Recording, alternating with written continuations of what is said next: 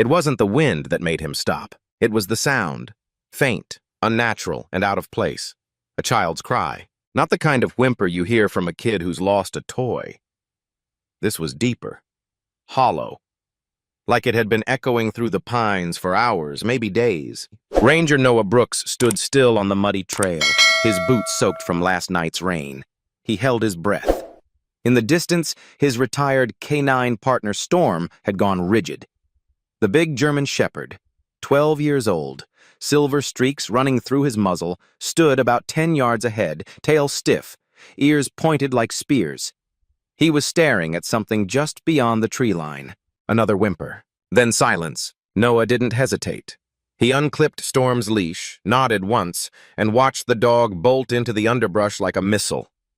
Leaves snapped, branches cracked, and then Storm barked.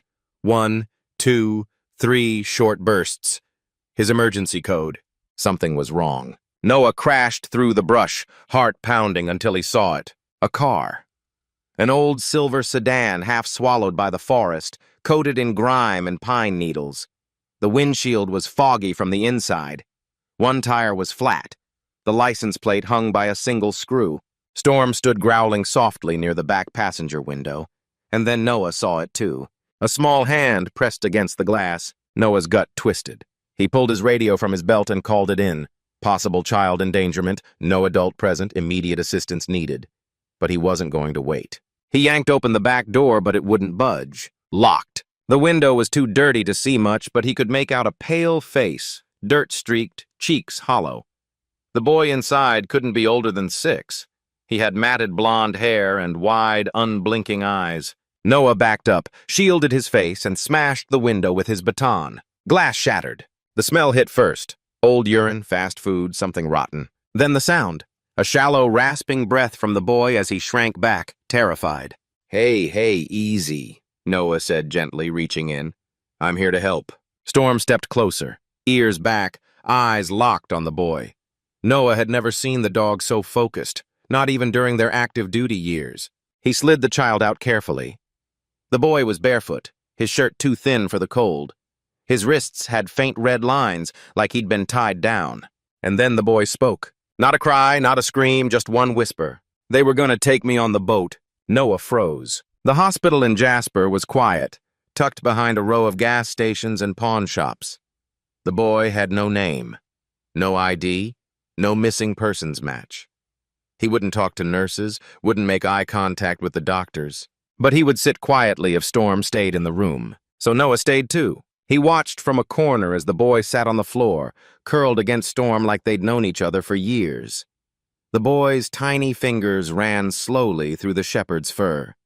Every so often, Storm would rest his big head in the boy's lap, breathing deep, calm.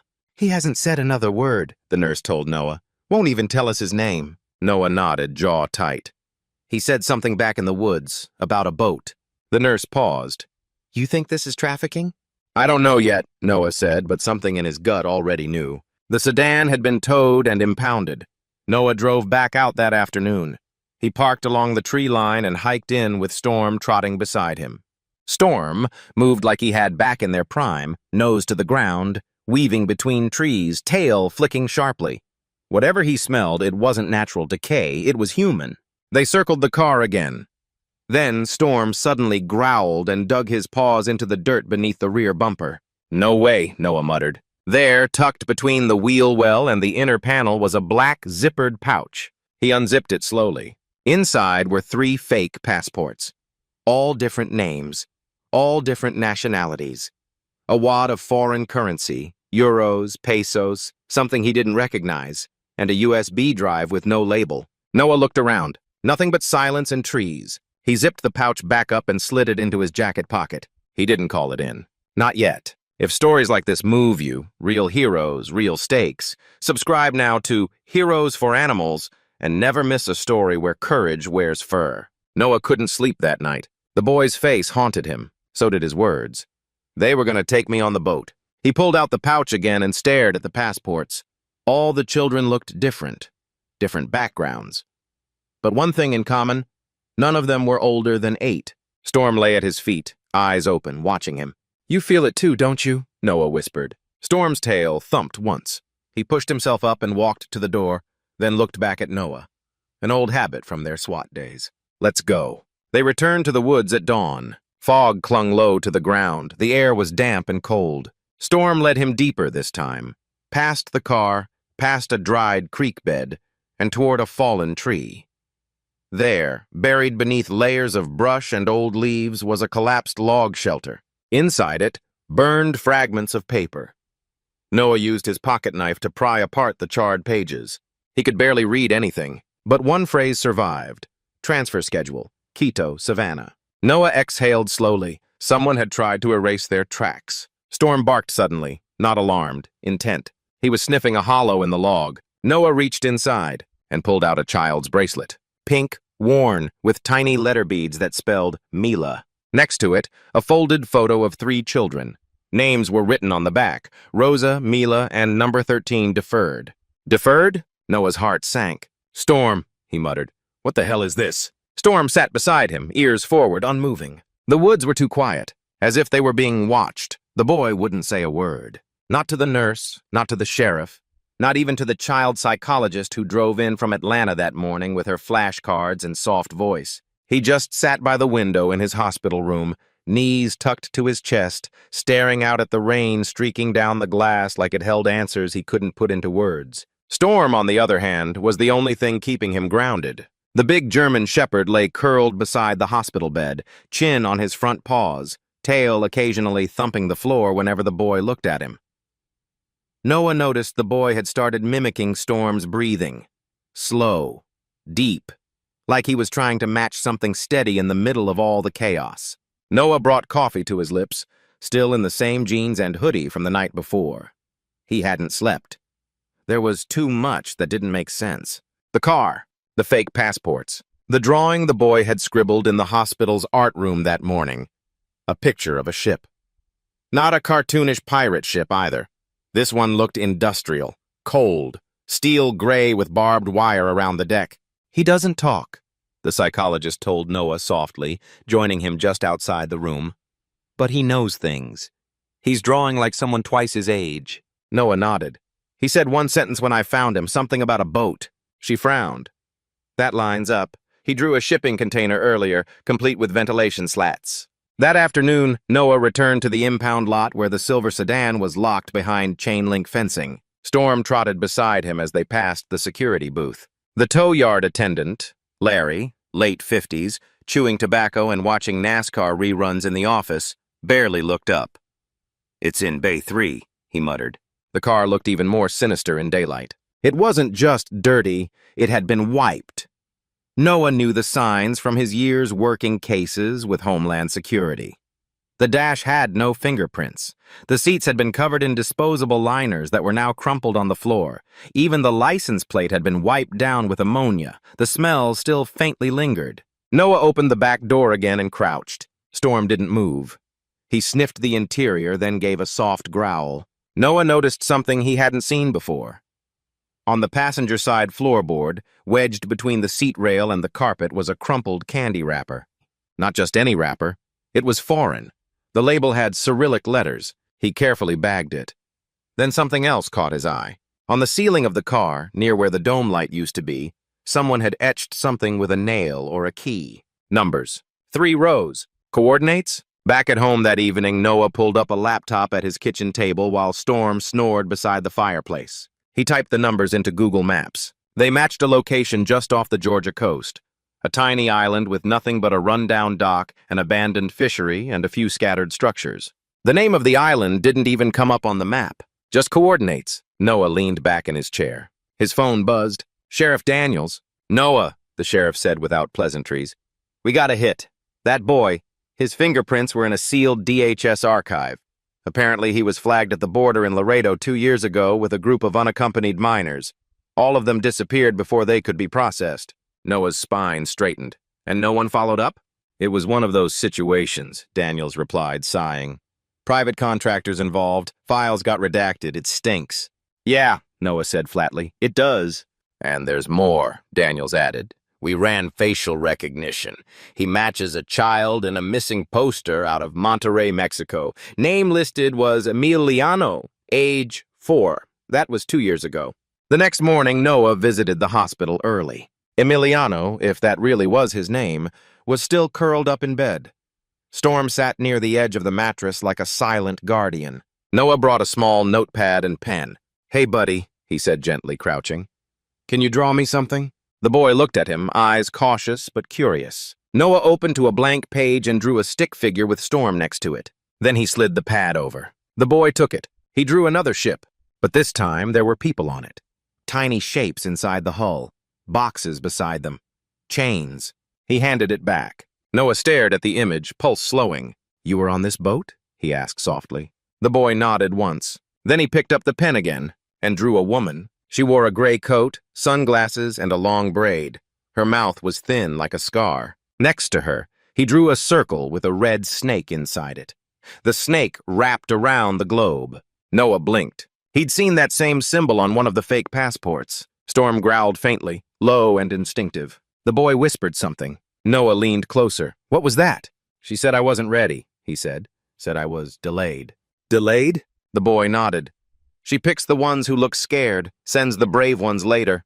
Noah left the hospital shaken. He sat in his truck with the doors locked, staring at the ocean of cars in the parking lot. What kind of operation were they running? He opened the pouch again. 3 fake passports. 3 kids. One of them looked just like Emiliano. The second was a girl with dark hair and glasses. Maybe 7. The third, no photo. Just the name, subject 13, deferred. Deferred. Delayed. Was that what they meant? Storm pawed at the truck door, restless. Noah knew that look. It was time to go back out. The woods were darker that evening. The clouds hung lower. Thunder echoed somewhere in the distance. Storm didn't hesitate. He pushed past the same fallen log they'd visited 2 days ago, nose working overtime. But this time he didn't stop at the burned papers. He kept going, farther than Noah had ventured before. And then Storm stopped.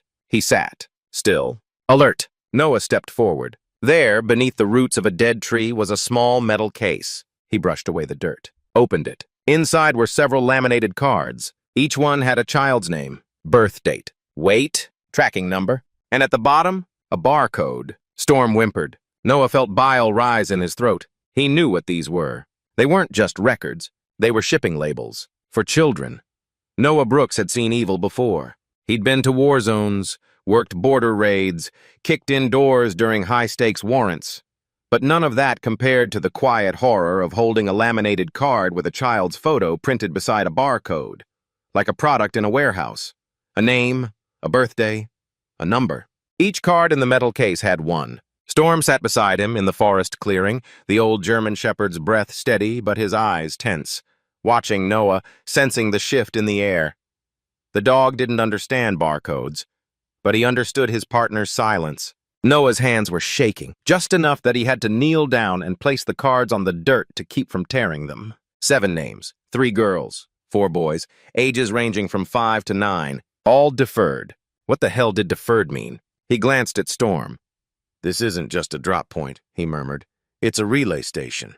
Storm responded with a low whine, standing and looking toward the east. He took a few cautious steps forward and looked back, tail stiff, ears forward. Ears. "Let's go." Noah followed him. They hiked for nearly 30 minutes deeper into the woods, past a creek bed, and through a patch of blackberry thorns that clawed at Noah's jeans. Storm stopped near a collapsed wooden structure, one of the old Civilian Conservation Corps outposts from the 1930s, rotting and forgotten. Most people didn't even know it was there. The roof had caved in, and vines grew through what used to be the windows. Storm sniffed the ground, then barked sharply. Noah moved quickly, pushing aside loose timbers and overgrowth. Beneath a half-buried crate, he found a scorched fire pit. Someone had burned something recently. Charred fragments of wood, paper, and what looked like plastic ID sleeves melted into lumps. He used a stick to nudge the ashes. Among the blackened debris, a piece of singed fabric stuck out, pink and purple stripes. A child's sweater sleeve. Noah's jaw clenched. His pulse drummed in his ears. He crouched, snapping a few photos with his phone, and bagged what evidence he could salvage. Then just as he was about to call it in, Storm started barking again, louder this time. Not a warning, a find. Noah turned. Storm had his nose buried behind a pile of stones in what had once been the station's fireplace. He was clawing at the brickwork with urgency. Noah stepped in. The top brick was loose. He pried it free. Behind it, wrapped in waxed paper, was a photograph. 3 children, 2 girls and 1 boy, smiling. Barely. One of the girls held a stuffed tiger. The boy's eyes were downcast. Noah flipped the photo over, scrawled in marker, Batch 3, Mila Rosa, number 13, deferred. Deferred, again. So many kids. And this number 13, who still had no name. Back in his truck, Noah leaned against the steering wheel, staring at the dashboard. He hadn't started the engine. Couldn't. Storm rested in the back seat, eyes closed but not asleep. Noah tapped the photo on the dash. He remembered the bracelet they'd found. Mila. She was real. And the kid in the car, Emiliano, had drawn her bracelet without ever being shown it, which meant they were connected. Either he saw her, or worse, watched her disappear. Noah didn't go home. He drove straight to his friend Reggie's place, an FBI tech analyst he'd worked with back in his task force days. Reggie opened the door in basketball shorts and socks, holding a protein shake. "Brooks," he said with a surprised grin, "you look like you haven't slept since Vietnam." "Close," Noah muttered. "I need your help, now." Reggie's smile faded fast. Inside, the TV played an old detective movie on mute. Reggie turned it off and motioned to his dining table, where a laptop sat open next to a tangle of cables. Noah placed the flash drive and the laminated cards on the table. Reggie looked at the barcodes and frowned. "This looks like something you'd find in a black market catalog." "Run them," Noah said. "I need to know if they're fake or if they link to anything government-backed." "You think it's federal?" Noah hesitated. "I think it's deeper than that." They sat in silence for 20 minutes while Reggie ran programs. One card returned a hit from a flagged customs scan in Miami 2 years ago. Another came up in New Jersey. Both listed the children as non-identified minors, never claimed, then labeled transferred. Transferred. What kind of system was tracking children without names? Storm sat in the kitchen doorway watching the men, his gaze locked on the flash drive. "Let's check this," Reggie said, inserting it into a separate air-gapped laptop. It booted up instantly. No encryption. Just a folder labeled Movements and a spreadsheet titled Cargo 213B. Noah's blood ran cold. The folder contained video files, dozens of them. He opened the first. It was a surveillance clip. Grainy black and white footage from inside a cargo container. Children sat on the floor in a line, quiet. A guard in military boots walked past them with a clipboard. Some of the kids looked up. Others didn't move. Noah clicked another. Same thing. But in this one, a woman entered the frame. Gray trench coat, braid, sunglasses. It was the same woman Emiliano had drawn. Storm stood up and growled. Noah shut the laptop. That night, Noah drove back to the hospital. It was after visiting hours, but the nurses knew him by now. Emiliano was awake, curled beneath his blanket with Storm on the bed beside him. The boy sat up when Noah entered, rubbing his eyes. Noah sat down beside him and showed him the photo of Mila, Rosa, and the unnamed boy. The boy's eyes locked onto the image. He pointed at Mila, then Rosa. Then his finger hovered over the third child. "Who is this?" Noah asked. The boy whispered, "He's still in the red place." "What red place?" The boy looked toward the window, voice barely audible. "The place with the snake door." Noah's stomach twisted. He reached into his coat and showed the symbol from the fake passport. The red snake coiled around the globe. The boy flinched and nodded. "She's there too," he whispered. "The lady with the braid." Noah didn't press him further. "Not tonight." Storm licked the boy's cheek once and laid back down. Noah stood and walked into the hallway where the fluorescent lights buzzed softly overhead. He pulled out his phone, typed one word into his secure messaging app. Activate. This was no longer a local investigation. This was war. By sunrise, the gears were already turning. Noah Brooks didn't sleep. He didn't even change clothes. By 6 a.m., he was back at the sheriff's office in Jasper, staring down a corkboard full of pinned photos, names, and coordinates he'd put up himself. A battered coffee mug sat untouched on the desk beside him. Storm, now more alert than ever, paced near the entrance. He was ready to move, so was Noah. Across the room, Sheriff Daniels finished reading the short report Noah had submitted through back channels. When he looked up, his face had lost its usual small-town patience. "You're saying there's a trafficking ring operating out of Georgia Woodlands, and they're using federal-style logistics to move kids like cargo?" Noah nodded. "And they're doing it right under our noses." "Jesus," Daniels muttered. "You have proof?" Noah placed the metal case and laminated cards on the table. Barcoded kids. A flash drive full of shipping logs and surveillance footage. Burned evidence near a hidden outpost in a national forest. Daniels picked up one of the cards and studied it. We'll need federal involvement. I already sent a ping through my old task force line, Noah said. Reggie's running more names through Interpol. Daniels sighed. This goes bigger than us. Yeah, Noah said, but it started here. By mid-morning, Noah returned to the forest. Not to the same clearing, but deeper. Storm led the way, nose to the dirt, weaving through cedar and pine like he knew exactly where to go. He was no longer just reacting to scent. It was something else, instinct, almost. Noah trusted it. They hiked nearly a mile beyond the original site. The sun was high overhead now, casting long shadows through the trees. Birds chirped somewhere in the distance, but the woods still felt too quiet. Storm suddenly stopped. He let out one short, sharp bark, then sat. Noah approached slowly, pulling back brush and thick weeds. At first glance, it looked like an overgrown trash pile. But beneath the moss-covered boards and broken plywood was a trap door. Metal. Rusted, locked tight with a crossbar and padlock. Noah crouched and brushed away more dirt. Near the hinge was a marking, barely visible under grime. A symbol, a snake wrapped around a globe. Noah's jaw clenched. Good boy, he whispered. Storm sat perfectly still, watching the trapdoor like it might open at any second. Noah didn't open it right away. Instead, he took photos, marked GPS coordinates, and called Reggie using the secure line. We found a structure, he said. Underground, same symbol, could be a bunker or storage hub. Hold off, Reggie warned. I looped in a federal contact at DHS. You open that thing and we could lose our shot at prosecution if it's active. You think they're still using it? I think if they know you're onto them, they'll scatter, Reggie said. Let me do some digging first. Noah hesitated. Every instinct in his body screamed open it now. But he knew Reggie was right. He marked the entrance with biodegradable tape and backed out. Storm didn't like it. He kept glancing back over his shoulder as they walked away. Back in town, something felt off. It started with a white SUV that tailed Noah for 3 blocks before vanishing. Then came the call from the hospital. The nurse on duty had tried to reach him 4 times. Noah, she said urgently. There was a woman here, said she was from Child Protective Services. Noah's blood ran cold. She tried to sign the boy out, said she had federal documentation, but the moment I asked for credentials, she left. Did she touch him? Noah asked sharply. No, but she stood outside his room for almost a minute just watching him sleep. He hung up and sped to the hospital. Storm growled the moment they pulled into the parking lot. Inside, Noah didn't waste time. He scanned every face in the corridor. Then he saw it. On the hallway security cam monitor behind the nurse's station. A freeze frame of the woman walking toward the elevator. Gray trench coat, sunglasses, long braid. Same woman from the surveillance footage. He rewound the footage, watched her pause outside Emiliano's room, standing still, hands in her pockets.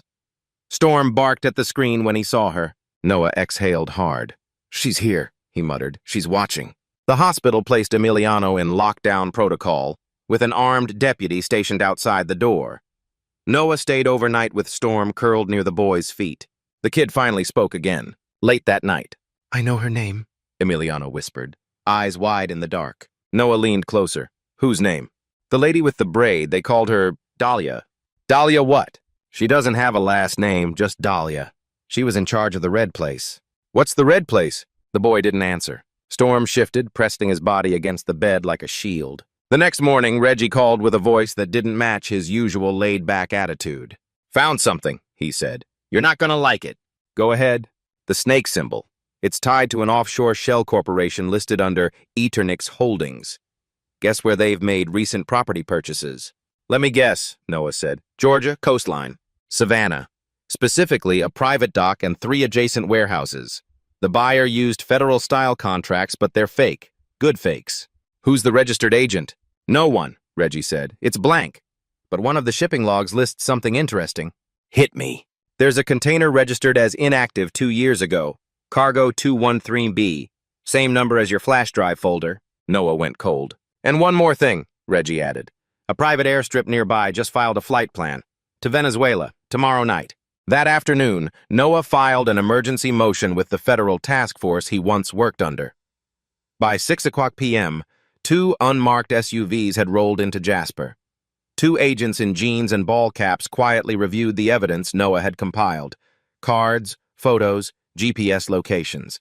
They agreed to move on the bunker at dawn. Noah couldn't sleep. He sat on his porch with Storm by his side, the weight of it all crashing down at once. Dozens of kids, trafficked like animals. And the woman, Dahlia, still out there. "Why now?" Noah whispered to the dark. "Why this town?" Storm rested his head on Noah's boot. Neither of them moved for a long time. The next morning, the team assembled before sunrise. Tactical gear, radios, silencers. Noah refused to stay behind. So did Storm. By 5:47 a.m., they reached the forest clearing. The trapdoor was still shut. No prints, no tracks, no sign it had been touched. An agent cracked the lock with bolt cutters. Noah was the first one down. Storm followed immediately. The air inside was stale, metallic. Flashlights revealed a concrete chamber with two side rooms. Each one had bunk beds, empty food wrappers, chains mounted to the walls. And in the back corner, a sealed office with a single chair, a computer, and a burner phone. Taped to the wall above the desk was a Polaroid.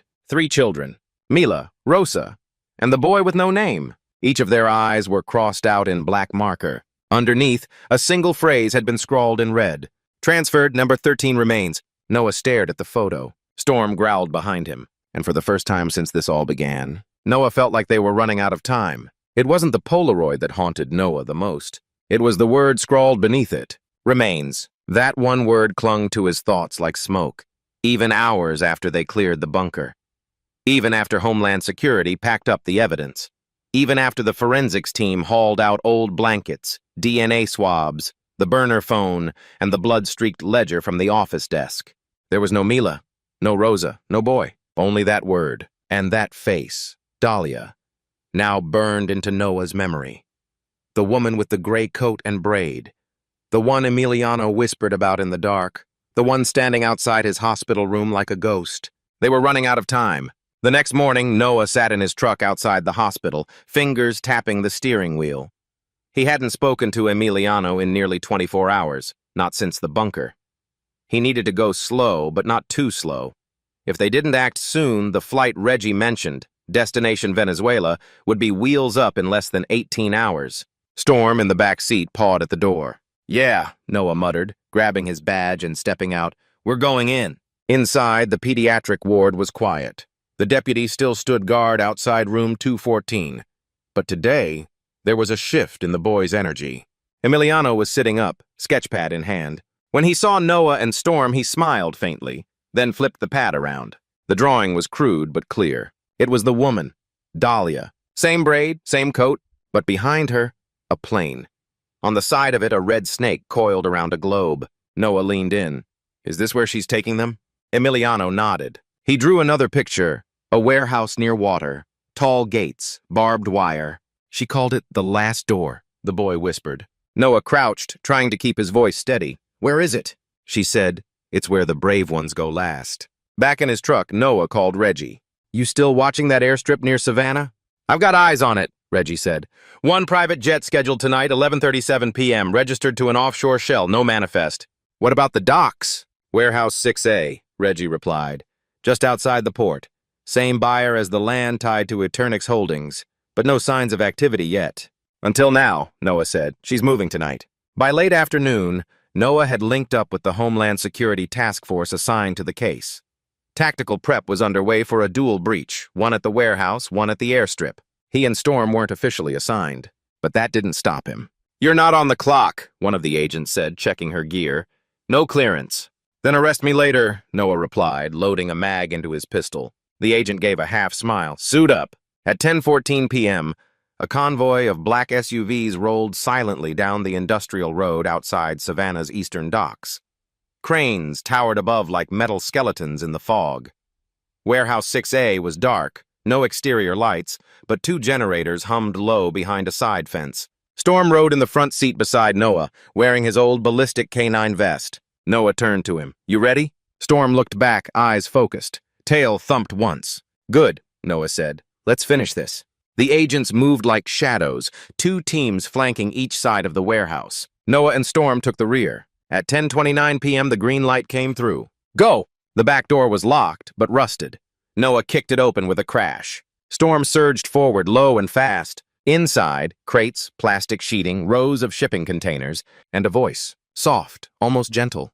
"I expected you, Mr. Brooks." Noah froze. From the shadows, she stepped forward. Dahlia. Same coat, same braid. In her hand, a leather folder. Noah raised his gun. "Hands now!" She didn't flinch. "You're too late," she said quietly. "They're already gone." Storm stood growling between them, low and steady. "Gone where?" Noah demanded. She tilted her head. "They weren't meant to stay here. You of all people should understand. Supply and demand." Noah's grip tightened. "These are children." "To you," she said. "To others, their currency, loyalty, power." "You're sick." "I'm honest." Behind her, one of the containers creaked. Storm lunged before Noah even gave the order. They tackled her hard, Storm pinning her as agents rushed in to cuff her. Noah ran to the container. He pried it open, and there, huddled beneath a tarp, were 3 children. All alive, all terrified. And one of them, "Mila," Noah whispered, kneeling. The girl looked up, eyes glassy but alert. Storm patted over, nudging her hand with his nose. She smiled. At the airstrip, the second team intercepted the jet moments before takeoff. 2 pilots arrested, no passengers aboard. The plan had been for Dahlia to fly out after loading the children. She hadn't expected them to find the bunker or decode the route in time. But now it was over, or so they thought. In the interrogation room the next morning, Dahlia said nothing. She refused a lawyer, refused food, refused sleep. She just stared at the mirrored glass wall with an amused smirk, like she knew something no one else did. "We have enough to bury her," one agent said. Noah didn't respond. His eyes were locked on the girl. Mila, now safe in the hospital room beside Emiliano. They held hands while coloring. 2 kids who should never have met, now bonded forever by horror. Storm rested between their chairs, a quiet sentinel. Later that evening, Noah sat alone on his porch, Storm beside him. The wind was soft.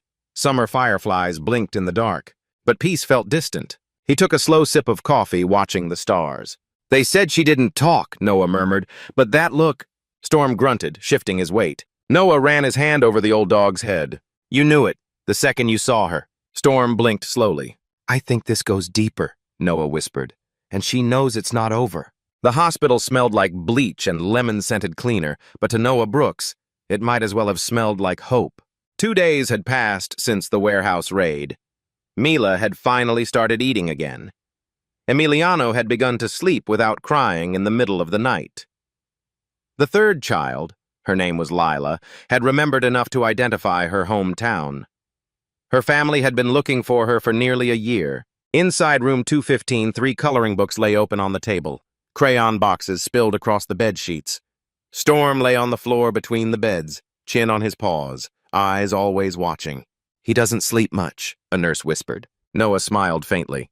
"He will, when they do." At the federal building in Atlanta, agents reviewed Dahlia's files for hours, looking for cracks in the operation she had helped build. She still wouldn't speak.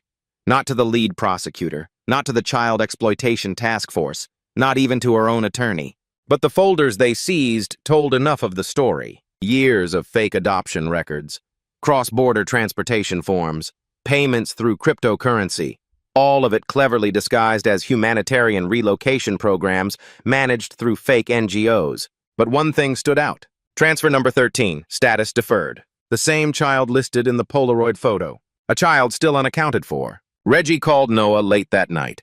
"Got something," he said. Customs flagged a container near the Louisiana coastline. Manifest was fake, but the timestamp matches the pattern. "Another kid?" Noah asked. "Maybe, but it's not local." "What do you mean?" Reggie hesitated. The manifest was masked under a medical transport group, and it was inbound. "Inbound?" Noah sat up straighter. "You're saying they're not just exporting?" "Looks like they're bringing some back." "Why?" "Don't know, but whoever this Month 13 is, they're not like the others." 3 days later, the task force descended on the Louisiana dock. It was a clean takedown. No resistance. Inside the container, a single boy. Alone. Weak but alive. He didn't cry, didn't speak, just looked at the agents with wide, silent eyes. His ID band was zip-tied to his wrist, subject 13 deferred. They brought him to Atlanta Children's Hospital. Noah went to see him the next morning. He stood outside the glass window for a long time. The boy was maybe 9, skinny, pale, but alert. His eyes scanned everything, every nurse, every movement, every sound, not fearful, just calculating. Storm sat beside Noah, ears perked. He's different, Noah murmured. Dahlia wanted him back, Reggie said behind him. He was the only one labeled to return. To return? Yep. The logs show he was processed for export 2 years ago. Then something changed. He got flagged, reclassified as deferred high asset. High asset? Reggie sighed. We don't know what that means. Inside the room, the boy looked up. Storm approached slowly. The boy didn't flinch. He reached out. Storm let him touch his snout. Then, shockingly, the boy smiled. A small, broken but unmistakable smile. First one he's shown, a nurse whispered. Noah watched carefully. We'll figure it out, he said. But deep down, he wasn't so sure. That weekend, a private ceremony was held in Jasper. No cameras, no reporters, just 3 children. A weathered veteran, a dog with gray around his muzzle, and a town that owed more than it knew. Mayor Ruth Simmons presented Noah with a certificate of civic honor. Mila and Emiliano stood beside him, holding Storm's leash like it was made of gold. The mayor bent down and scratched behind Storm's ears. You saved them, she said. Noah looked down at the dog.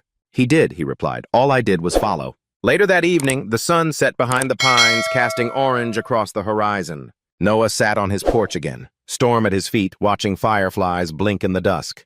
The kids were safe. Dahlia was behind bars. And yet, something still gnawed at him. That boy, 13, wasn't like the others. He had seen too much, remembered too much. And whatever Dahlia had planned for him wasn't over. Noah leaned back in his chair and closed his eyes. Storm shifted beside him, ever watchful.